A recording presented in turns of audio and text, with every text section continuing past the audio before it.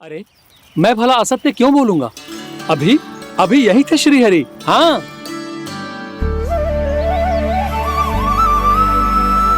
हाँ, जैसे श्री हरि को तो कोई कार्य है ही ना। वो तो आतुर होके बैठे रहते हैं कब तुम हरि हरि बुलाओ और वो दौड़े चले आए। भगवान तो भक्तों के पास आने के लिए सदैव आतुर रहते हैं। बल्कि सत्य तो यह है कि भक्तों के मन में ही निवास करते हैं भगवान। भगवान तो भक्त के पास आने के लिए सदैव ही आतुर रहते हैं शंकरी मौसी। बल्कि सच्ची बात तो यह है कि भगवान हमारे मन में ही निवास करते हैं। कम से कम तू तो इसे बढ़ावा मत दे जशोदा। जब देखो जब हरि नाम की रट लगाए रहते है। हरि बोलते बोलते ऐसो बावलो होता है कि सारा कार्य भूल जाता है। 2 दिन से अपनी मटकी के लिए चक्कर काट रही हूँ। अभी तो एक चक्कर और लगाना होगा आपको। आपकी मटकी तैयार हो गई है, अभी लाता हूँ।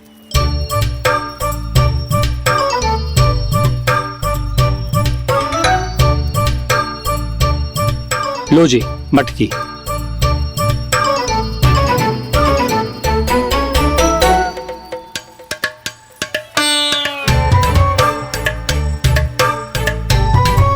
इस कच्चे मटके का क्या करूं मैं?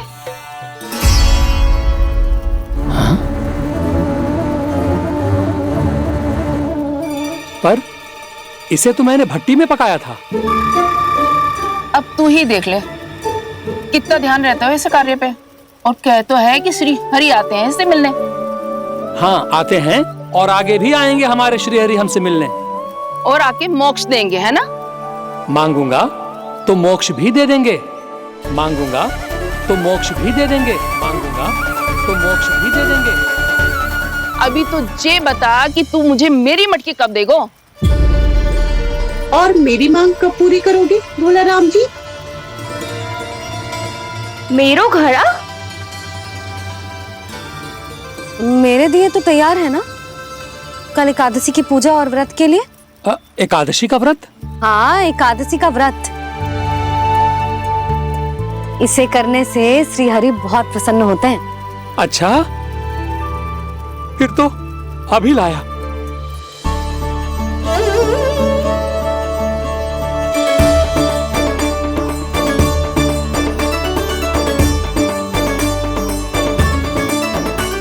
लो जी आपके दिए।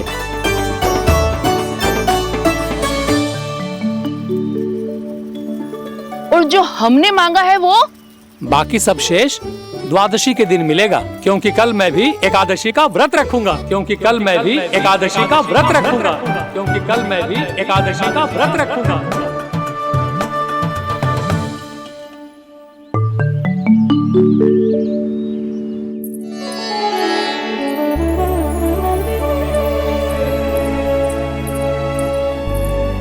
जानकी, फूलों का प्रबंध हुआ कि ना? हाँ भाभी, जे रे। सदैव विलंब कराती है। पर भाभी इस बार तो फूल समय से ही लाई थी। क्या हुआ जशोदा? अभी तो पूजा की तैयारी ना हुई? देखो ना मौसी, ये जानकी ना कुछ छूट ही जाता है इसके कारण। एकादशी की पूजा और व्रत आते ही जसोदा भाभी इतनी वग्र हो जाती है। ऐसो क्या होगा इस पूजा में?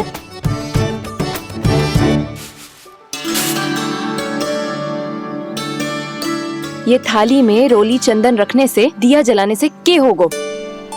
आपको पता भी है एकादशी का व्रत क्यों रखते हैं? क्या महत्व है इसका? लो, जे तो मैं जसोमती रानी से पूछना भूल ही गया।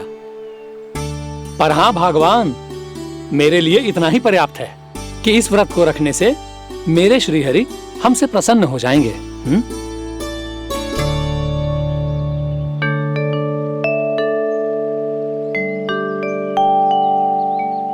नारायण ही जाने ऐसे कैसे पूजा करते हैं जे श्री हरि की एक मूर्ति तक ना है इनके पास।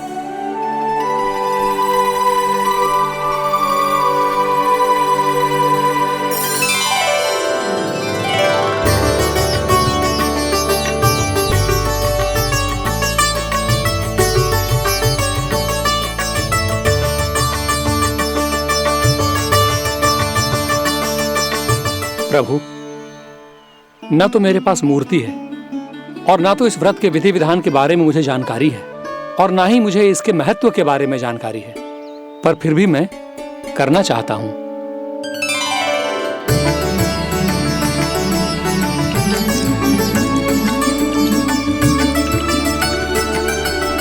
इसीलिए मैं दृढ़ संकल्प लेता हूं, पूरी निष्ठा के साथ, श्रद्धा के साथ और पूरी आस्था के साथ मैं इस व्रत को संपन्न करूंगा।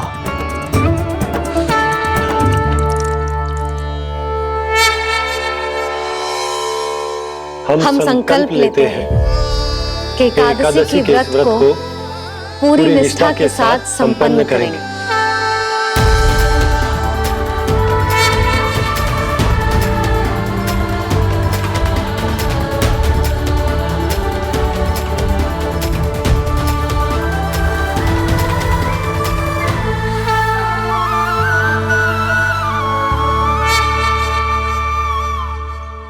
तुलसी जी के पत्ते तो हैं ही ना।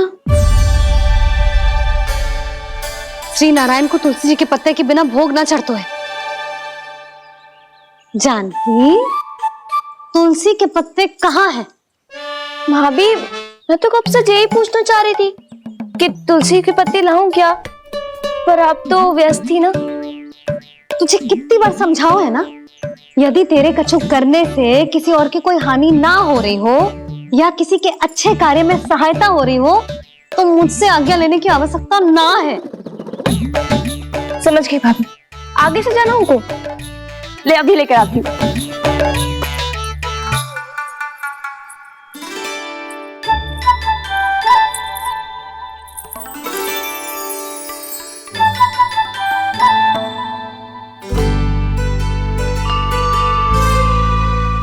ताऊ, आपने पहले ये व्रत करो है?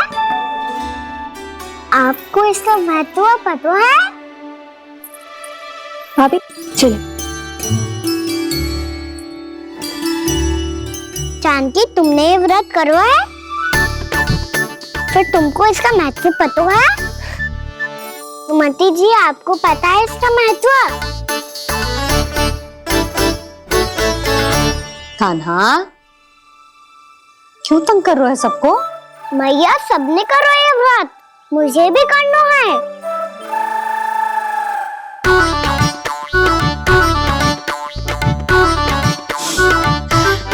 ये व्रत केवल बड़ों के लिए होती है लल्ला। जब आप ये व्रत कर सकती हो, बाबा कर सकते हैं, ये सारी गोपियां कर सकते हैं, वो भी कर सकते हैं, तो मैं क्यों ना कर सकता? क्योंकि तू कल तक भूखा ना रह पाएगो लल्ला। जब भक्त रह सकते हैं, फिर मैं क्यों नहीं रह सकता? मेरा अर्थ है कि नारायण के भक्त मैया, मैया मान जाओ ना, मुझे करने दो ना ये व्रत। अपनी लल्ला पे आप विश्वास ना है आपको? विश्वास है। अच्छा ठीक है, तू भी कर ले।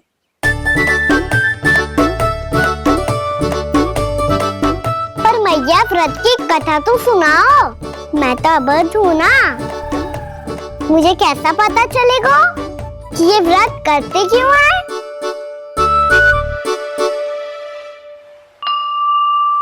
प्रभु, मुझ अबोध को कैसे पता चलेगा कि इस व्रत का क्या विधि विधान होता है और क्यों रखा जाता है और इसका महत्व क्या होता है? मुझे तो आप ही बता सकते हैं प्रभु। जब व्रत कर रहे हैं तब उसका महत्व भी पता होना चाहिए ना। बताओ ना मैया, क्यों रखते एकादशी का व्रत? इसके लिए तो तुझे एकादशी की कथा सुननी होगी। सुनेगो ना?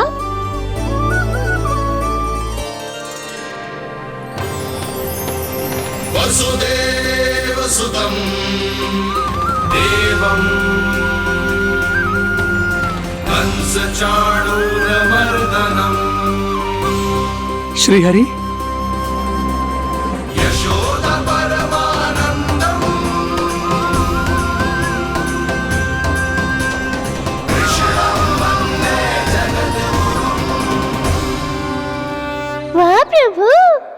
मैंने भक्तों को एकादशी व्रत का महत्व समझाने का अच्छा उपाय खोज निकाला है आपने।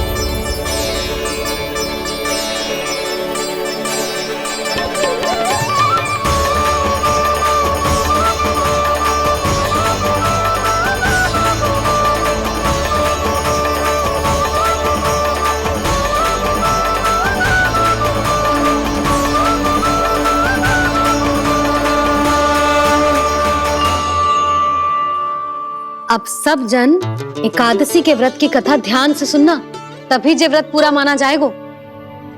समझो लल्ला।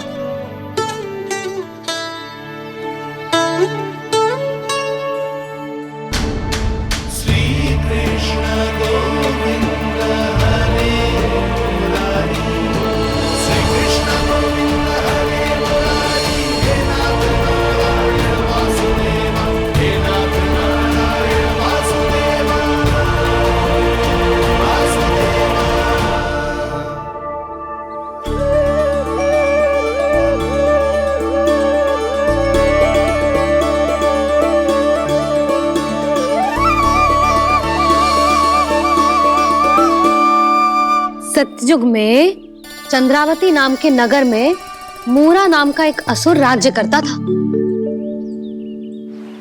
ओम ब्रह्मदेवाय नमः। ओम ब्रह्मदेवाय नमः। ओम ब्रह्मदेवाय नमः। ओम ब्रह्मदेवाय नमः।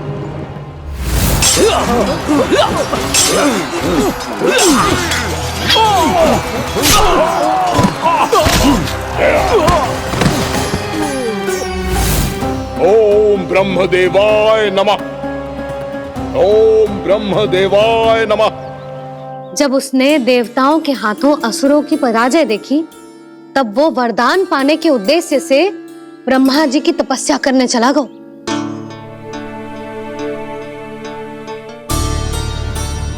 शीघ्र ही मूरा की तपस्या सफल हो गई और ब्रह्मदेव जी उससे प्रसन्न हो गए। ओम ब्रह्मदेवाय नमः। ओम ब्रह्मदेवाय नमः। ओम ब्रह्मदेवाय नमः। ओम ब्रह्मदेवाय नमः। ओम ब्रह्मदेवाय नमः। ओम ब्रह्मदेवाय नमः। ओम ब्रह्मदेवाय नमः। ओम ब्रह्मदेवाय नमः। ओम ब्रह्मदेवाय नमः। मूरा, प्रणाम ब्रह्मदेव। तुम्हारी तपस्या सफल हुई। बोलो, तुम्हें क्या वर चाहिए? सृष्टि के रचयिता ब्रह्मदेव, कृपया मुझे ऐसा वरदान दीजिए जिसकी सहायता से मैं त्रिलोकी विजयी बन जाऊं और कोई देवता मुझे पराजित ना कर सके। यहां तक कि देवताओं के रक्षक, सृष्टि के संचालक भगवान श्री विष्णु के लिए भी मैं अपराजय रहूं। तथास्तु, तथास्तु, तथास्तु। प्रणाम ब्रह्मदेव।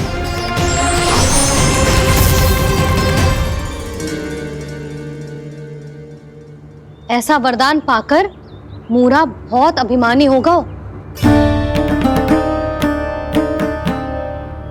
यक्षों, किन्नरों, यहाँ तक कि देवताओं को भी युद्ध के लिए ललकारने लगो, पर किसी ने भी उसकी ललकार को स्वीकार ना करो,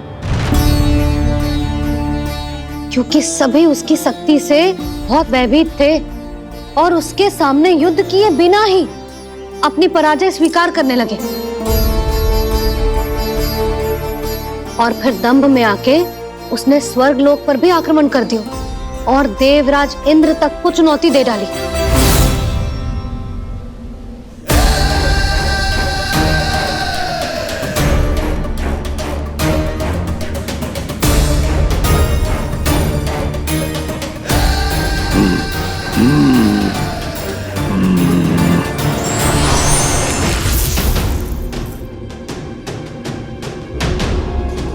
मैं प्रतीक्षा कर रहा हूं देवराज, क्या उत्तर है तुम्हारा? मुझसे युद्ध करोगे या फिर बिना लड़े ही पराजय स्वीकार कर मेरे अधीन हो जाओगे और सौंप दोगे मुझे अपना ये स्वर्ग लोक? सारी शक्ति तुम्हारे मुख में है या कुछ बाहुबल भी है तुम्हारे पास? मैं तुम्हारी चुनौती स्वीकार करता हूं मूरा, मैं तुम्हारी चुनौती स्वीकार करता हूं मूरा।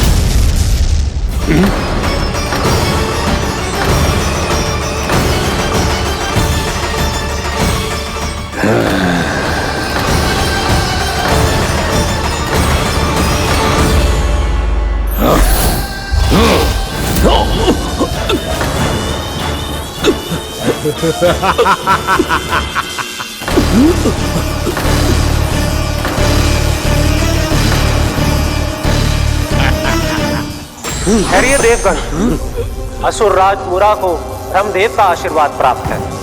आप में से कोई भी इन्हें पराजित नहीं कर पाएगा।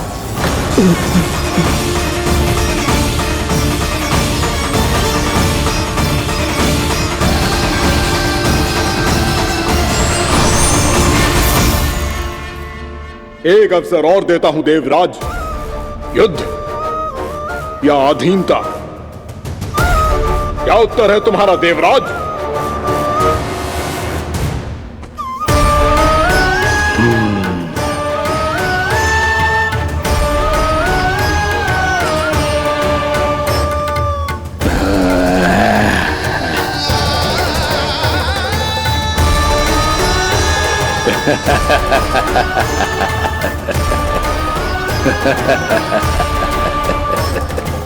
इंद्र और सभी देवताओं ने मूरा के आतंक में आके उससे भयभीत होके अपना सिंहासन छोड़ दियो। अब मूरा स्वर्ग का अधिपति बन गयो और शीघ्र ही उसने अन्य सभी असुरों को स्वर्ग में निवास करने के लिए आमंत्रित कर दियो। और इस प्रकार से वो धीरे धीरे तीनों लोकों का सम्राट बन गयो। उसे किसी ने रोका नहीं मैया? ना लल्ला, इतना साहस किसी में था ही ना। और फिर जे निश्चित करने के लिए कि भविष्य में किसी और असुर की मृत्यु ना हो, वो यमराज पे भी विजय प्राप्त करने के लिए यमलोक की ओर प्रस्थान कर दियो। वो तो अपने आप को और सभी असुरों को अमर बनाना चाहता था। पर देवता और यमराज भी उसकी जो योजना समझ गए थे, इसीलिए उसके आने से पहले ही सारे देवताओं ने श्री नारायण से सहायता के लिए गुहार लगाई। अब केवल आप ही कुछ कर सकते हैं प्रभु। अभी तो मूरा केवल त्रिलोक का स्वामी है, और यदि उसने यमलोक भी जीत लिया तो वो जीवन को ही नियंत्रित नहीं करेगा प्रभु, वो मृत्यु का भी स्वामी हो जाएगा। ऐसे में पहले सृष्टि का संतुलन तो नष्ट होगा प्रभु, और फिर स्वयं सृष्टि ही नष्ट हो जाएगी। ऐसा नहीं होगा यमदेव, नियति ऐसा होने ही नहीं देगी। विधि रचेगी खेल और मैं बनूंगा माध्यम। असुर राज मुरा का सामना मैं करूंगा। बस आप मुझे चुनौती देने के लिए उसे तैयार कर लीजिए, चाहे उसके लिए आपको साम दाम दंड भेद कोई भी उपाय क्यों ना अपनाना पड़े।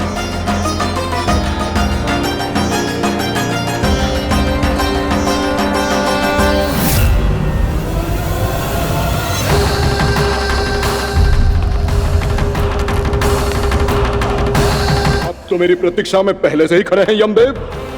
तब तो आपने मेरी चुनौती के बारे में भी सुना ही होगा। कहिए, क्या उत्तर है आपका?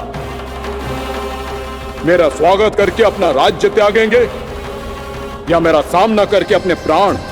हे असुर श्रेष्ठ, मैं आपकी अधीनता स्वीकार करने के लिए तैयार हूं। बस एक विनती है मेरी। शर्त को विनती का नाम देकर पहलाना चाहते हो मुझे यमराज? असुर राज मूरा के सामने शर्त रख पाओ, इतना सामर्थ्य नहीं है तुम में। इसका आभास है मुझे असुरराज, पर मैं आपकी अधीनता स्वीकार करूं इससे पहले आपको स्वामी धर्म का पालन करना होगा। मेरे पुराने स्वामी के क्रोध से मेरी रक्षा करनी होगी आपको। कौन है तुम्हारा पुराना स्वामी? भगवान श्री नारायण। और छोटी माँ मूरासुर को तो श्री नारायण से भी रक्षा का वरदान प्राप्त था ना? यही तो श्री नारायण की लीला थी बलराम। पर वो राक्षस अपने दम में जे समझ ही ना पाओ कि वो क्या भूल करने जा रहा है। अब पहुंच गो भगवान श्री नारायण को चुनौती देने के लिए।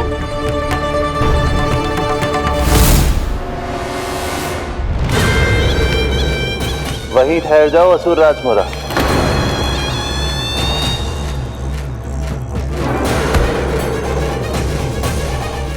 यहाँ क्यों आए? आपको पराजित करने और ये वैकुंठ जीतने, ताकि मैं यमलोक का स्वामी बन सकूं।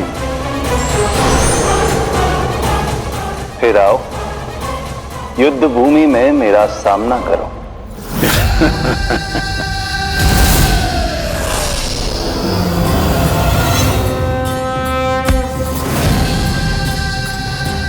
ये नहीं जानते कि इनसे ना हारने का वरदान तो मैं पहले ही प्राप्त कर चुका हूं, इसलिए युद्ध ठीक से आरंभ हो पाए उससे पहले ही इन्हें जीत लूंगा मैं।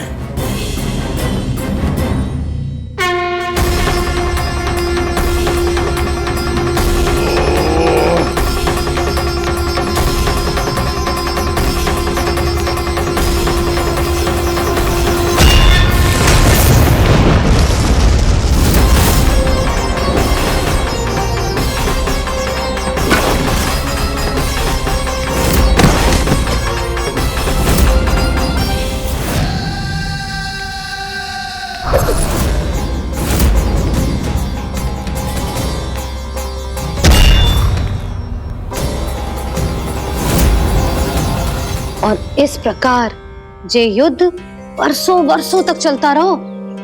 दोनों योद्धा पूरे ब्रह्मांड में अनेक अस्त्रों शस्त्रों के साथ युद्ध करते रहे।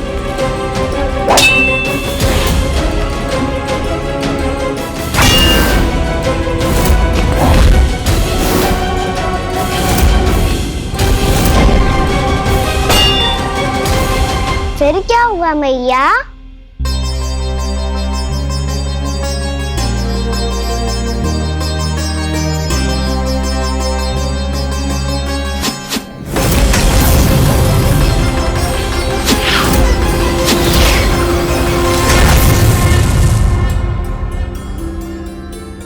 उस युद्ध को कभी समाप्त हुआ हो, पर कैसे?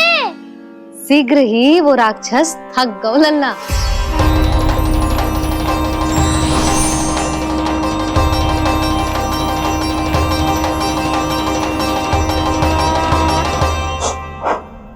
खड़े खड़े देख क्या रहे हैं नारायण? आक्रमण कीजिए, वध कर दीजिए मेरा।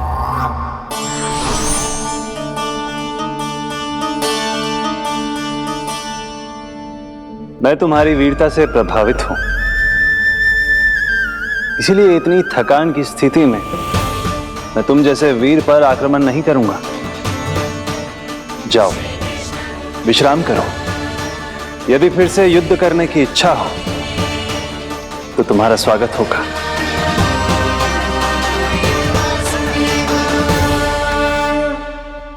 जे कह के श्री नारायण बद्रिका आश्रम चले गए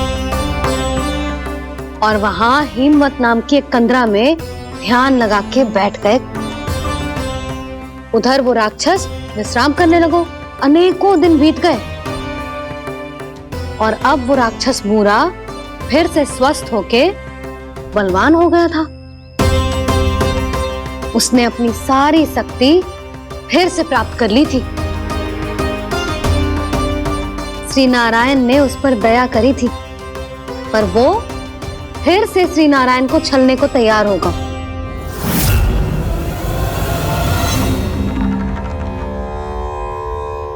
ध्यान में बैठे बैठे श्री नारायण योग निद्रा में चले गए, पर दुष्ट मूरा इसी अवसर का लाभ उठा के उनकी कंदरा में घुस आयो, ताकि वो सोते हुए श्री नारायण पे आक्रमण कर सके।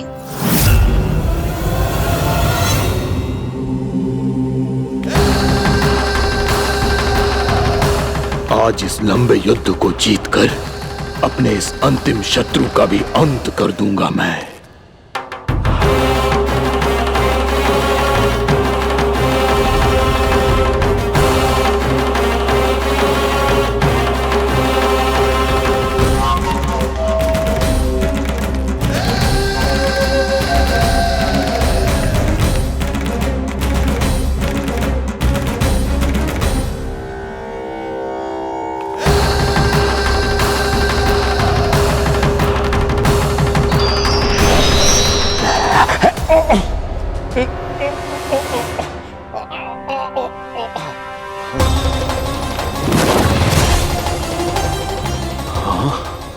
दुष्ट राक्षस,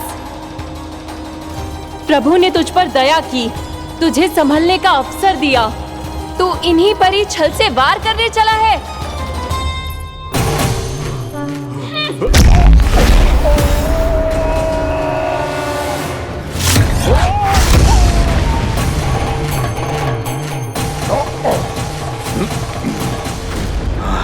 मैं अजय हूँ, मुझे कोई पराजित नहीं कर सकता। ब्रह्मा का वरदान है मुझे। तूने नारायण से अपराजय होने का वरदान मांगा था मूर्ख, उनकी शक्ति से नहीं। ध्यान से देख, मैं तेरी मृत्यु हूँ, मृत्यु।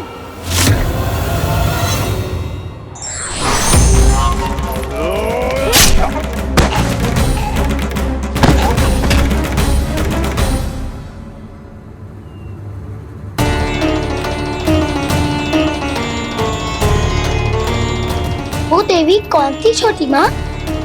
और कौन बलराम, वही तो थी देवी एकादशी।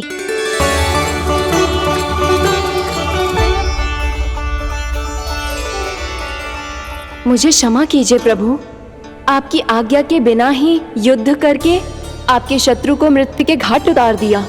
क्षमा नहीं, आपकी तो प्रशंसा होनी चाहिए देवी। असुर राज को मारकर आपने सभी देवताओं को मुक्त करवाया है। इस पापी के अहंकार से तीनों लोकों की रक्षा की है आपने। आप एकादशी की तिथि पर मेरी एकादश इंद्रियों से उत्पन्न हुई हैं।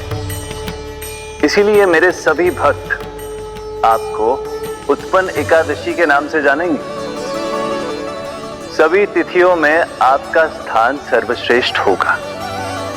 जिस तरह आपने राक्षस के आक्रमण से मेरी रक्षा की है, उसी प्रकार एकादशी के दिन व्रत करके जो भी भक्त आपकी कथा सुनेगा, मैं स्वयं उसकी रक्षा करूंगा। जो आपकी पूजा करेगा, उसे मेरी विशेष कृपा प्राप्त होगी और उसके साथ साथ उसे मिलेगा धन, सिद्धि और मोक्ष।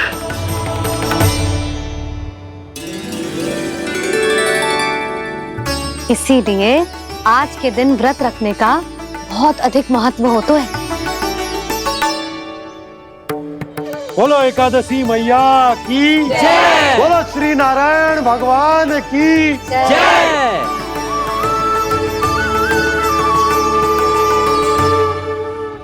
प्रभु की कृपा से एकादशी का महत्व भी पता चल गो और मेरा व्रत भी सफल होगा। अभी नहीं भूला राम, एकादशी का व्रत पूरी तरह तभी सफल होता है जब द्वादशी के दिन उसे पूरा किया जाता है।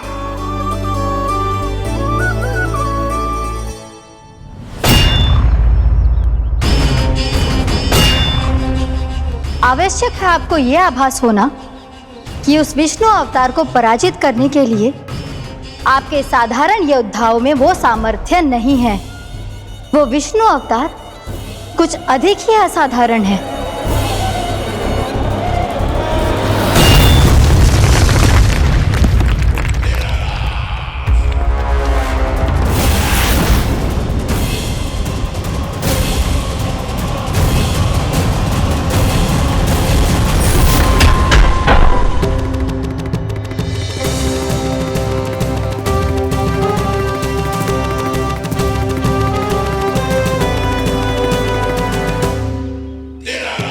अब मैं दिखाऊंगा उस विष्णु अवतार को असाधारण शत्रु क्या होता है।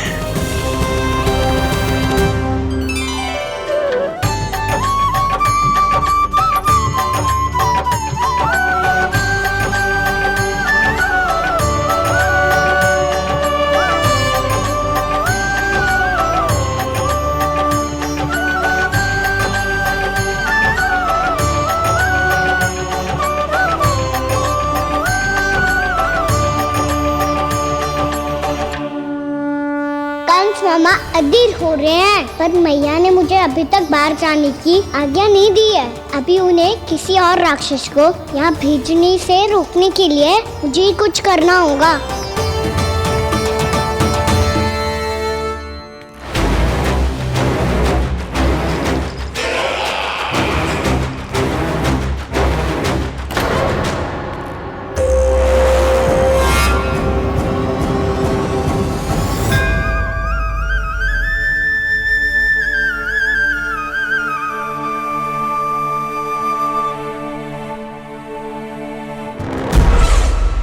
कौन हो तुम? बचपन से ही मुझे मारने का सपना देख रहे हैं, फिर मुझे ही नहीं पहचानते।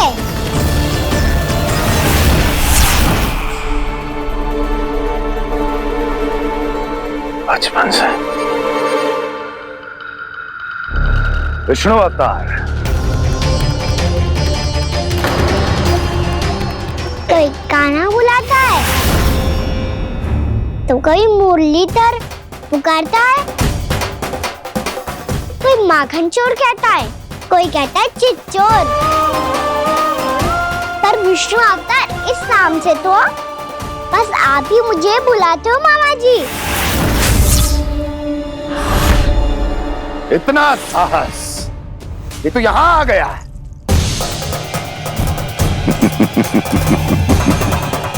यहाँ आ तो गया तू विष्णु अवतार, किंतु यहाँ से जीवित नहीं जाएगा। तेरे इस शीश को तेरे धड़ से अलग कर दूंगा मैं।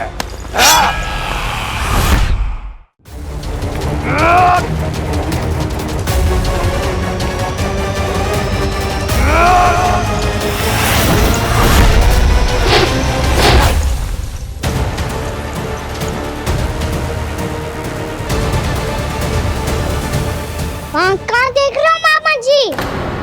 मैं तैयार हूँ।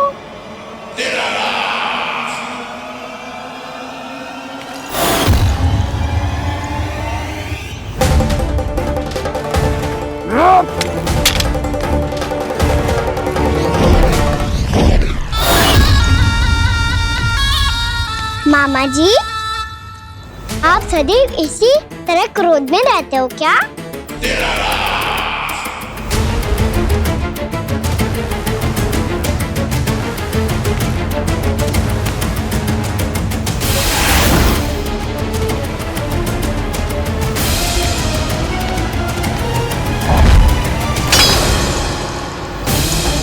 छोड़ मेरी तलवार को। छोड़ो तो तब जब पकड़ा हूँ।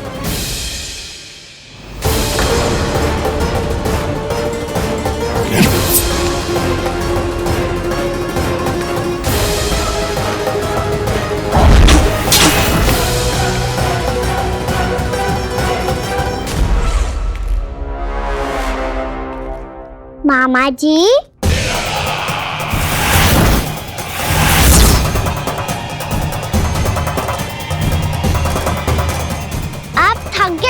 थोड़ा विश्राम कर लो। का तो पता नहीं, मैं अवश्य से थक गया हूँ।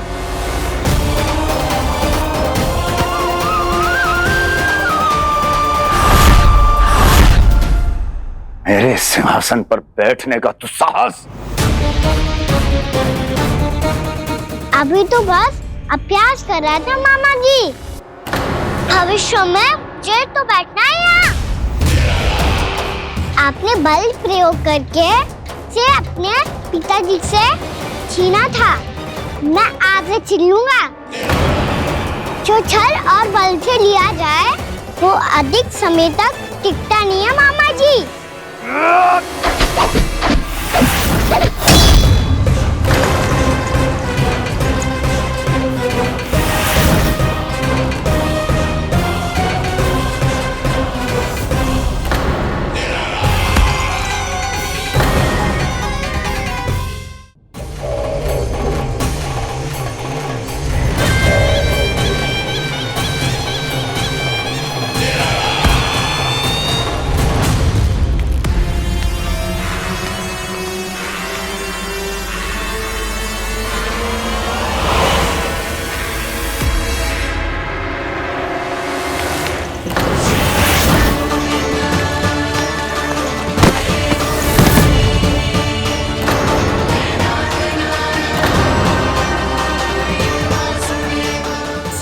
आपको ये सिंहासन छोड़ना होगा।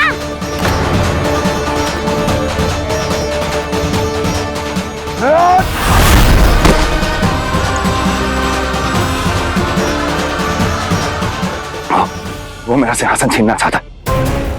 वो आ रहा है, वो आ रहा है। सैनिकों! दुर्जन, बंद कर दो सभी द्वार और झरों के, सबके सब। इसकी हर संभावना पर इतना कड़ा पहरा बिठा दो कि ना तो कोई महल के भीतर आ सके, ना कोई बाहर जा सके। मुझे महल की चप्पे चप्पे की सूचना चाहिए। जाओ।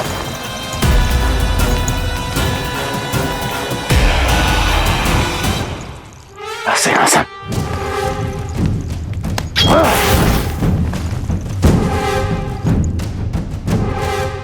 अब आ, दुष्ट मायावी, छलिया विष्णु अवतार, मैं कंस तेरी प्रतीक्षा कर रहा हूँ। देखता हूँ मेरे सिंहासन पर कैसे बैठता है तू। मुझे तो बस कुछ समय चाहिए था, वो मिल गया। अब करते रहिए आप प्रतीक्षा।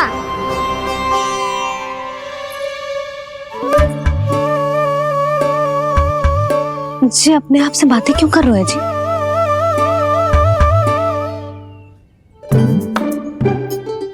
आप मुस्कुरा क्यों रहे हो? ना कचू ना। बताओ क्यों मुस्कुरा रहे हो? तुम ही पर गए हैं जी।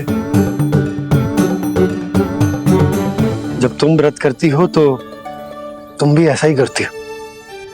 इसी प्रकार भूख अधिक लगने पर अपना ध्यान भटकाने के लिए स्वयं से ही बड़बड़ाती रहती। होगा। आपको तो बस मेरा उपहास उड़ाने के लिए बहाना चाहिए।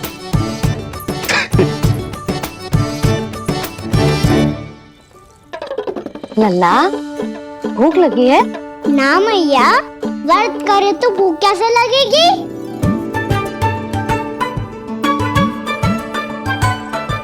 यदि लगी हो तो छोटे बालकों को थोड़ी बहुत भूल चूक क्षमा होती है। कछु ना तो फल तो तू खा ही सकते है। अब तो पूरे नियम और विधि विधान से व्रत तोड़ूंगा। कल द्वादशी के सुबह मुहूर्त के अनुसार। ठीक है।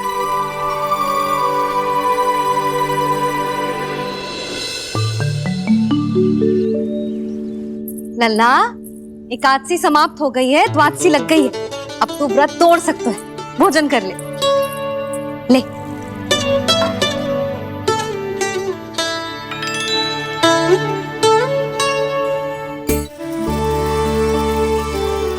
अरे, इसी क्षण कार्य आरंभ करना आवश्यक ना है। कुछ खा तो लो।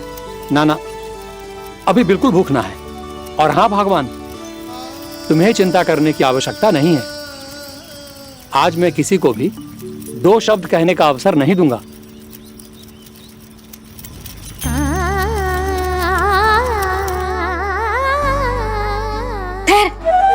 मैं तेरे लिए मट्ठा लेके आती हूँ। व्रत के बाद पीने से पेट ठंडा रहता है। रुक।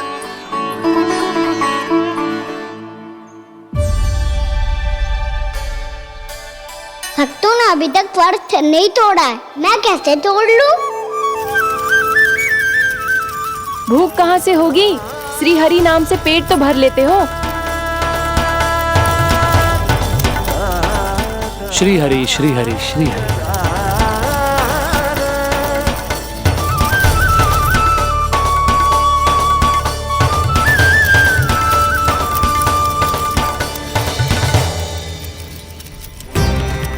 हरि हरि प्रभु हरि, हरि हरि प्रभु हरि, हरि हरि प्रभु हरि, हरि हरि प्रभु हरि। कल से अन्न का एक दाना ना गो है पेट में।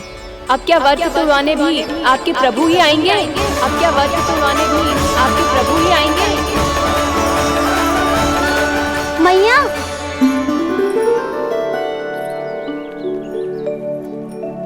मैया पहले व्रत तोड़ के कच्चू खा तो लो। अभी ना, लौट के आने के बाद। हाँ,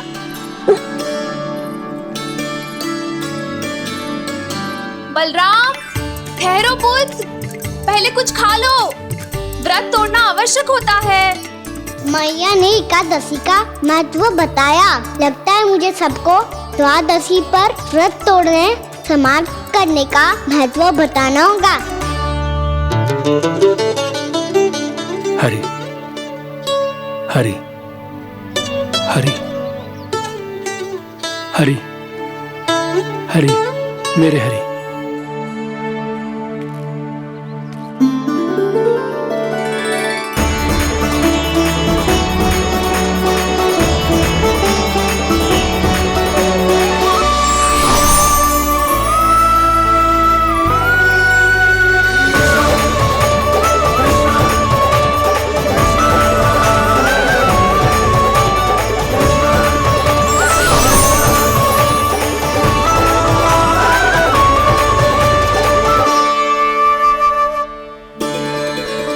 अभी अभी तो मैंने बच्चों की मां को वचन दिया था कि आज किसी को शिकायत करने का अवसर ना दूंगा, और अब मैं प्रभु श्री हरि की कल्पना जसोमती रानी के लल्ला में ही करने लगा। ना ना, ये ठीक ना है।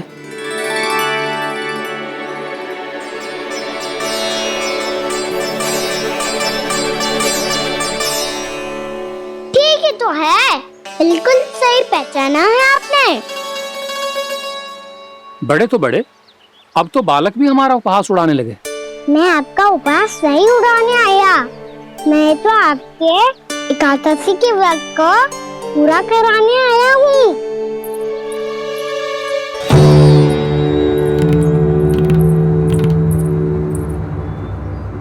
कान्हा,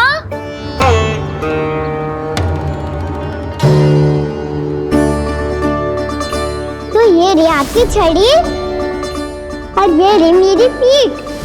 सेक देना तापड़ तोड़। आज तो इसकी पीठ सेक के रहूंगी मैं। मैया घर पे भूखी मुझे ढूंढ रही होगी। लो, आज द्वादशी के दिन पहले प्रहर में भोजन करके अपना एकादशी का व्रत पूरा करो आप। धन्यवाद राजकुमार, पर अभी हमें भूख नहीं है। बहुत सारा काम पड़ा है, और अभी थोड़ी ही देर में शंकरी बहन भी अपनी मटकी लेने आती होंगी।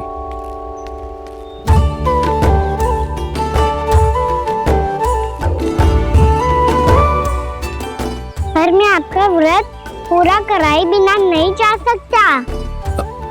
भला क्यों? भक्त भूखा रहे और भगवान खा ले, ऐसा हो सकता है भला?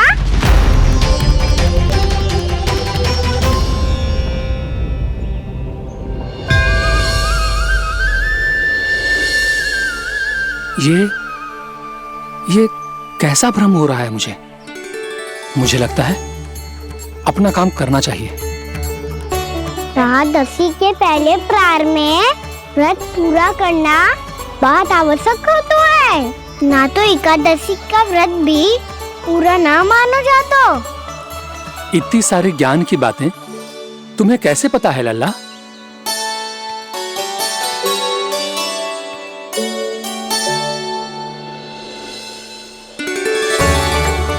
जैसे एकादशी की कथा होती है, वैसे द्वादशी की महिमा भी एक बहुत महत्वपूर्ण कथा है।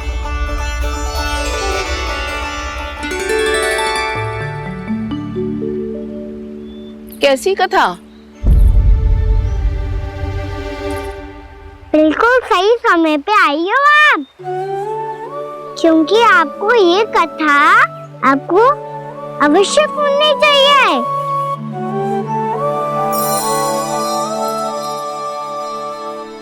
मुझे क्यों? पहले सुन तो लियो, फिर स्वयं ही पता चल जाएगा। बहुत समय पहले एक राजा हुआ करते थे, राजा अम्बरीश। भगवान श्री हरि के बहुत बड़े भक्त थे। ओम नमो नारायणाय। ओम नमो नारायणाय।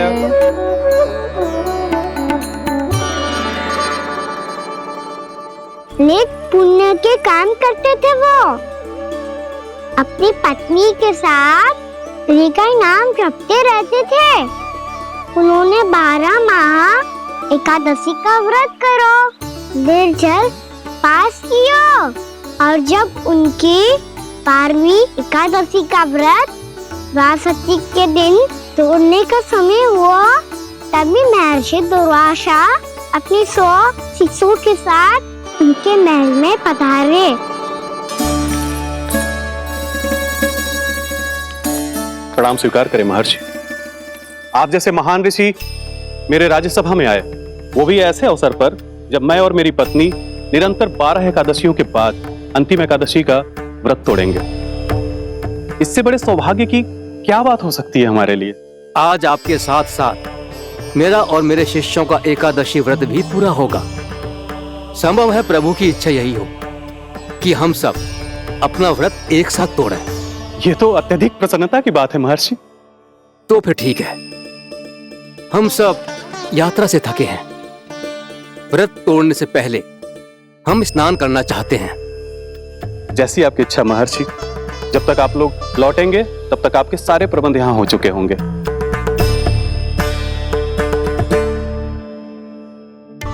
महर्षि दुर्वासा स्नान करने गए थे, पर उन्हें लौटने में विलंब हो रहा था, और इधर द्वादशी पर व्रत पूरा करने का मुहूर्त बीता जा रहा था। महाराज अम्बरीश बड़ी विरगता के साथ महर्षि दुर्वासा के लौटने की प्रतीक्षा कर रहे थे। महाराज, व्रत तोड़ने का मुहूर्त बीता जा रहा है, बस कुछ ही समय बचा है। महर्षि और उनके शिष्यों को लौटने में न जाने कितना समय लग जाएगा। मेरा सुझाव है कि आप मुहूर्त समाप्त होने से पहले व्रत अवश्य तोड़ लें। गुरुदेव, हमने महर्षि दुर्वासा को वचन दिया है कि जब तक वो लौटेंगे नहीं तब तक हम व्रत नहीं तोड़ेंगे। इसीलिए मैं उनके लौटने के बाद ही भोजन ग्रहण करूंगा। पर महाराज, मुहूर्त यदि बीत गया और समय रहते हुए नहीं आए तो महाराज आपका व्रत पूरा नहीं होगा। महाराज, आपको उसका फल नहीं मिलेगा। महाराज, 12 एकादशियों का व्रत व्यर्थ चला जाएगा। किंतु गुरुदेव, यदि मैंने भोजन कर लिया तो ये तो अतिथियों का अपमान होगा। आप उचित कह रहे हैं महाराज। भोजन के लिए उनकी प्रतीक्षा अवश्य कीजिए महाराज। पर मुहूर्त रहते हुए एक तुलसी का पत्ता और जल ग्रहण कर लीजिए। इससे आपका व्रत भी पूरा हो जाएगा और अतिथि का मान भी रह जाएगा। आपका सुझाव अच्छा है गुरुदेव।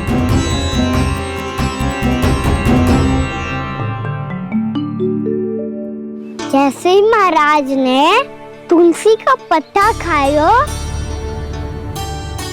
वैसे ही महर्षि दुर्वासा लौट आए। महाराज,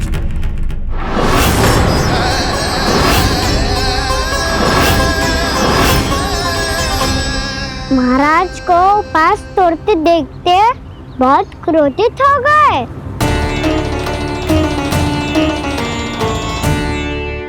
बहुत बड़े भक्त हैं आप, परंतु आप ये नहीं जानते अपने अतिथियों के साथ कैसा व्यवहार करना चाहिए।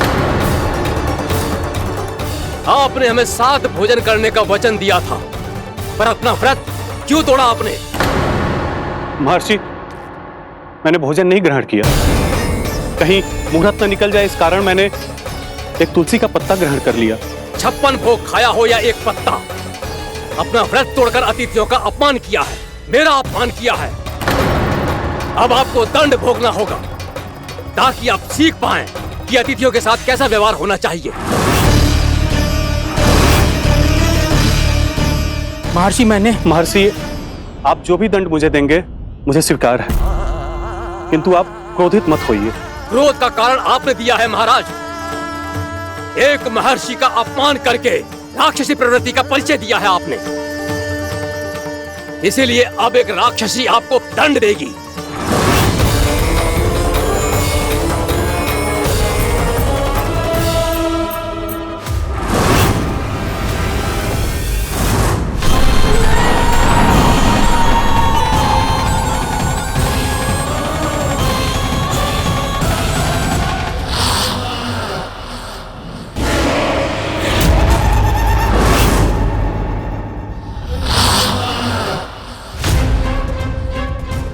हे प्रभु, यदि मैंने सच में महर्षि का अपमान करने की भूल की हो तो मैं उसका परिणाम भोगने के लिए प्रस्तुत हूं। ओम नमो नारायणाय, ओम नमो नारायणाय नमः। महर्षि दुर्वासा को यह आभास ही नहीं था कि महाराज अम्बरीश ने उनका अपमान नहीं किया था, फिर भी उसे अपमान मान के वो श्री नारायण के भक्त पे संदेह कर रहे थे। मैंने भी तो भोला राम की भक्ति पे संदेह किया था। हे नारायण, ये क्या पाप हो गया मुझसे? संदेह किसी अपमान से कम ना हो तो, और भगवान सब सह सकते हैं, पर उनके प्रिय भक्तों का अपमान सहन ना कर सकते, इसीलिए उन्होंने अस्त्रच्छेद करने का निर्णय लिया।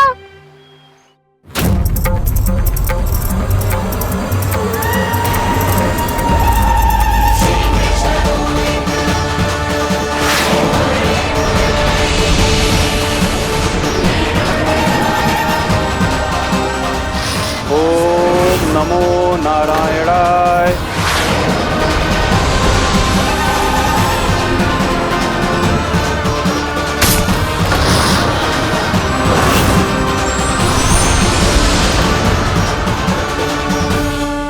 और फिर भगवान का वो सुदर्शन चक्र महर्षि दुर्वासा के पीछे पड़ गया। ये चक्र तो मेरी ओर बढ़ रहा है। ओम नमो नारायणाय। ये कैसे संभव हो सकता है? कोई रोको इसे, कोई रोको इसे।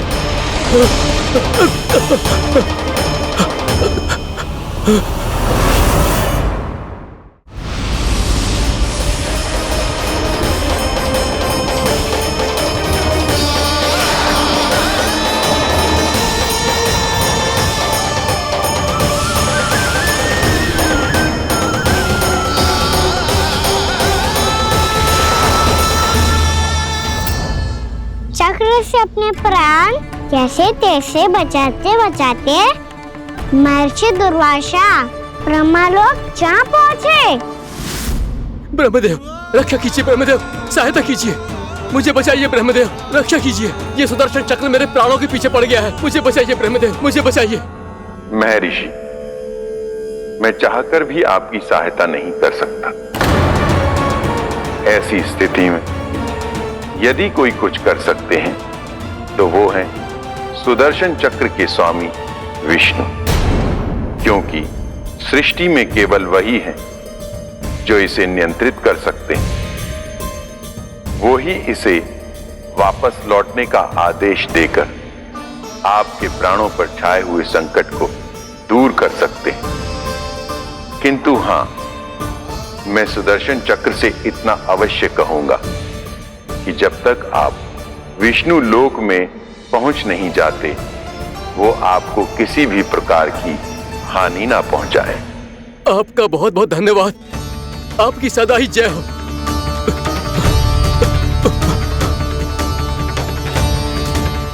फिर क्या था?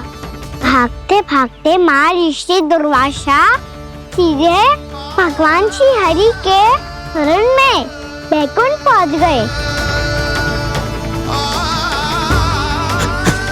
त्राहिमाम प्रभु, त्राहिमाम, मुझे बचाइए, मेरी सहायता कीजिए प्रभु, मेरी सहायता कीजिए। मैं आपके इस चक्र और ऊर्जा से नहीं भाग सकता प्रभु। कृपया करके अपने सुदर्शन को रोकिए, इसे वापस लीजिए प्रभु। यह असंभव है महर्षि। एक बार सुदर्शन चक्र मेरे हाथों से छूट जाए तो अपना उद्देश्य पूरा किए बिना, मेरे भक्तों की रक्षा किए बिना वापस नहीं लौटता। कोई तो उपाय होगा प्रभु, कृपया करके मेरे प्राण बचाइए प्रभु। मैं सुदर्शन की ऊर्जा से जलकर भस्म नहीं होना चाहता प्रभु। आप जो कहेंगे मैं करूंगा प्रभु। मेरी सहायता कीजिए प्रभु, मेरी सहायता कीजिए। एक उपाय है, किंतु मुझे नहीं लगता कि आप वो कर पाएंगे। मैं अवश्य करूंगा। मैं अपनी प्राण रक्षा के लिए कुछ भी करूंगा प्रभु। आपने मेरे भक्त राजा अम्बरीश को भक्ति का कर्तव्य निभाने के लिए अपमानित और दंडित किया है महर्षि, पर भक्त की रक्षा करना भगवान का कर्तव्य है। इसलिए यदि आप भक्त राजा अम्बरीश के पास जाकर क्षमा याचना करें और यदि वो आपको क्षमा कर दे तो ही ये चक्र आपके प्राण लिए बिना लौट सकता है। अन्यथा आप तो जानते हैं महर्षि, मेरे भक्त का अपमान मेरा अपमान। भक्त का अपमान भगवान के अपमान से कम ना हो तो है। महर्षि दुर्वासा को भी ये बात समझ आई और फिर उन्होंने महाराज अम्बरीश से क्षमा याचना की। महाराज महाराज महाराज महाराज महाराज, मुझे क्षमा करें महाराज, मुझसे बहुत बड़ी भूल हो गई महाराज, मुझसे बहुत बड़ी भूल हो गई महाराज। महर्षि, आप हमारे चरण छुए ये उचित नहीं। महाराज, महाराज अम्बरीश, आप नारायण के सच्चे भक्त हैं। मैंने आपको अपमानित किया, दंडित करने का प्रयास किया महाराज। इस अपराध के लिए मुझे क्षमा कीजिए महाराज, और इस सुदर्शन चक्र से मेरे प्राण बचाइए महाराज।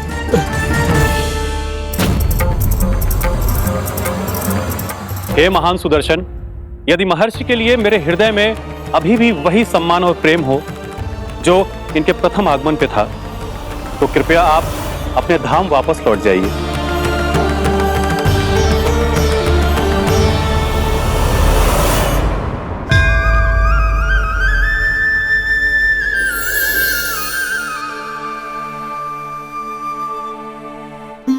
आपका बहुत बहुत धन्यवाद महाराज अम्बरीश। मैं आपको आशीर्वाद देता हूं कि आप देवराज इंद्र के समान शक्तिशाली हों। आपकी कीर्ति का पताका दसों दिशाओं में फहराए। मेरी बस एक ही इच्छा है महर्षि, कि मैं आपके साथ अपना उपवास तोड़ सकूं। अवश्य महाराज, हम सब भोजन आपके साथ करेंगे और अपने आप को नारायण की सेवा में अर्पित करके व्रत को पूरा करेंगे, क्योंकि आज जो यहाँ हुआ है उससे सिद्ध हो चुका है कि एकादशी व्रत का फल द्वादशी की सुबह भोजन करने से ही प्राप्त होता है। इस कथा से हमें पता चलता है कि सभी को द्वादशी के सुबह भर पेट भोजन करके एकादशी का व्रत पूरा करना चाहिए। और दूसरी बात, भगवान की सच्ची भक्ति अपमान कभी ना करना चाहिए। उनके साथ सदैव प्रेम से व्यवहार करना चाहिए। यही भगवान को सबसे अधिक प्रिय है। भैया भोला राम, मैंने भी श्री हरि पे तुम्हारे विश्वास का उपहास उड़ाया था, मुझे क्षमा कर दो। ना ना, आप क्षमा मांगकर मुझे लज्जित मत करो, आप तो मेरी बहन जैसी हैं। जब महर्षि दुर्वासा जैसे महान ऋषि को भी प्रभु के भक्त से क्षमा मांगनी पड़ी, तो मैं तो बहुत ही तुच्छ हूँ। मुझे आपकी किसी भी बात का बुरा ना लगा। पर पता है प्रभु को कौन सी बात सब भूला रखता है? कौन सी बात? जब उनका भक्त भूखा रहे, हमें भी अपना व्रत पूरा ना करे, और जैसा कि आप सभी ने अभी कथा से सीखो है, एकादशी के व्रत को द्वादशी की सुबह अवश्य पूरा करना चाहिए। अब आप जाओ, अपना व्रत पूरा करो।